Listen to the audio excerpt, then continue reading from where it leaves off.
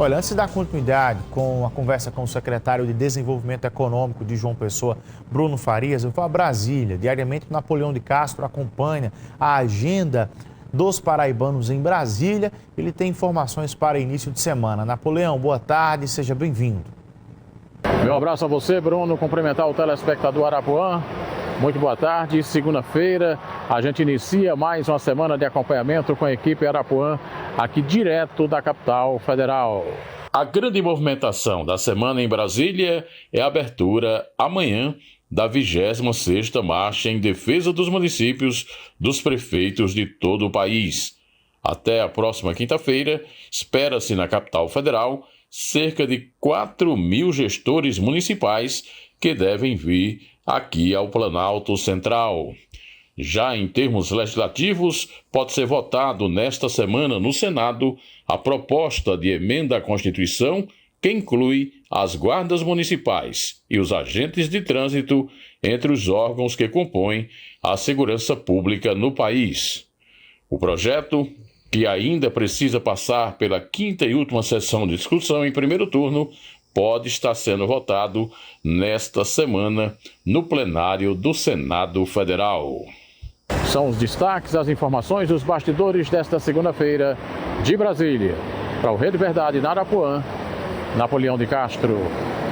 Obrigado, Napoleão. A segunda-feira que é um dia bem mais tranquilo em Brasília, porque os deputados e senadores geralmente estão ali nos seus estados de origem. Já na terça-feira em diante, começa aí sempre no Napoleão trazendo novidades. Voltando agora, conversando com Bruno Farias, que está aqui conosco, secretário da Prefeitura de João Pessoa, falou agora há pouco sobre a pasta. O senhor foi líder do prefeito Cícero Lucena, era alguém ali muito bem posicionado dentro da gestão, também com todas as classes da sociedade de João Pessoa, buscou mais uma vez a reeleição, como o senhor bem falou, não conseguiu o mérito. O que aconteceu ali? Muita gente, mas rapaz, Bruno Farias não foi reeleito. O que aconteceu? Foi a posição partidária que atrapalhou o senhor? Conta a matemática. Nós esperávamos que o nosso partido tivesse votos suficientes para fazer 3 vereadores. A gente estimava algo em torno de 33, 34 mil votos. Nós tivemos quase 31. Então, por 1.200 votos, essa perspectiva não se confirmou. Nós atingimos a votação que a gente projetava, tanto eu... Ultrapassou 5.000 votos. Exatamente. Tanto eu quanto Marcos Bandeira e Chico, a gente tinha uma perspectiva dos 3 fazerem pouco mais de 15 mil votos, a gente ultrapassou em muito. Foi. Nós fizemos os 3 juntos quase 18 mil votos. Mas, infelizmente, o grupo não conseguiu acompanhar. Nós tínhamos uma perspectiva real de que Lucinha Lima tivesse pelo menos 13 mil votos, afinal, como candidata a deputada, ela teve 21 mil votos. Desses 21 mil votos, 8 mil foram na cidade de João Pessoa. Então, todas as projeções indicavam que ela tivesse pelo menos 3 mil votos, era o mínimo. E ela acabou tendo 1.200 votos. Então, foi justamente essa conta essa matemática partidária acabou não colaborando. E não colaborando. Mas o que me deixa feliz é que o nosso trabalho ele foi reconhecido e aprovado pela população. E você ter uma eleição para vereador, 5.400 votos. Mais do que muitos que lá estão, né? Praticamente mais do que a metade.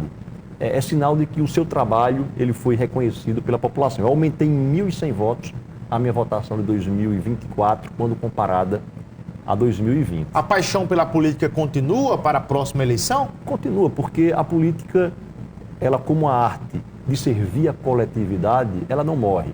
Eu estou servindo a sociedade, as pessoas, a coletividade em uma outra dimensão, em uma outra esfera, mas continuando a trabalhar pelo desenvolvimento da nossa cidade e pela melhoria da qualidade de vida do cidadão que aqui habita. Estava na Câmara, no Legislativo, hoje no Executivo, num novo desafio, mas com o mesmo entusiasmo, com a mesma paixão e com o mesmo amor em servir. Por falar em política e eleição, como um eleitor, seguidor de muitas outras eleições de Cícero Lucena, como é que o senhor, enquanto auxiliar dele, observa esse movimento de andanças de Cícero pelo interior e se colocando aí à disposição para ser candidato a governador da Paraíba?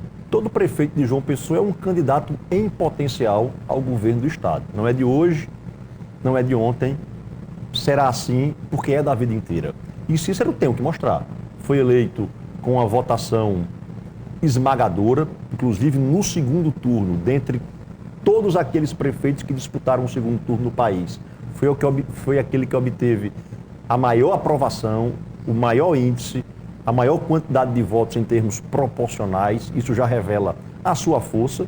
E muitos municípios que já conhecem Cícero de muito tempo estão convidando para que ele possa mostrar essas ações, para que ele possa dizer aquilo que vem sendo feito em João Pessoa e que está sendo aprovado pela população.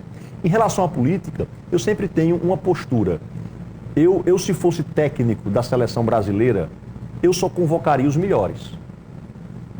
Eu só convocaria aqueles que estivessem dando resultado. Então, na política, eu creio que essa deve ser também a lógica. Os candidatos devem ser aqueles que estiverem em melhor condição de desempenho para disputar o certame.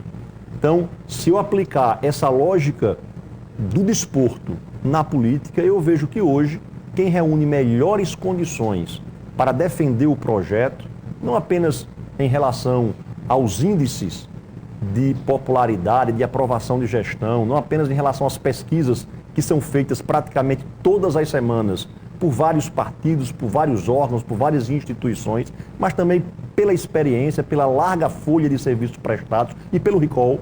Hoje, a meu ver, esse nome cria o titular do time, que seria Cícero Lucena. Então, o senhor, na condição de auxiliar, tem esse entendimento com base na trajetória de Cícero, né? E também, como você começou aí na resposta, historicamente, João Pessoa sempre tem um prefeito que está ali posicionado, que está sentado no tabuleiro das discussões políticas. É sempre um governável. Isso. O prefeito de João Pessoa nunca deixou de ser um governável, principalmente com índices de popularidade tão elevados como o de Cícero Lucena, além de tudo, né, pela história dele. Mas não é só a história, é a história e a posição privilegiada em que hoje ele se encontra. Se Cícero fosse um atacante, ele certamente seria o camisa 9 da seleção brasileira. Só para finalizar, diversos auxiliares de Cícero já estão colocando aí o nome à disposição na disputa proporcional, para deputado estadual e deputado federal também. O senhor já tem uma posição firmada para 2026? Não vai disputar nenhum cargo? Já tem quem vai apoiar? Não irei disputar cargos na eleição de 2026, serei um eleitor e, mais do que um eleitor, um militante do candidato escolhido pelo grupo. Seja Cícero Lucena, seja um outro nome, eu estarei de mangas arregaçadas, com a bandeira na mão, pedindo voto nas ruas de João Pessoa, pedindo voto nos bairros de nossa cidade. Muito obrigado pela sua participação com a gente, um grande abraço e boa sorte na sua caminhada, tá bem? Sou eu quem agradeço e só lembrando, quarta e quinta-feira, reforçando o convite, feirão da empregabilidade. Chegue com o seu RG, com o seu CPF, com o seu comprovante de residência e com vários currículos. Não apenas um, tire várias cópias, porque você pode ser entrevistado por mais de uma empresa. Obrigado pela sua participação. Alô, Marília, voltando, tudo bem? Ninguém se perde na volta e você voltou. Tudo bem com você, Marília? Olá, Bruno, boa tarde, tudo ótimo e com você? Tudo bem, graças a Deus. Um excelente retorno, tá bem? Obrigada, viu? Até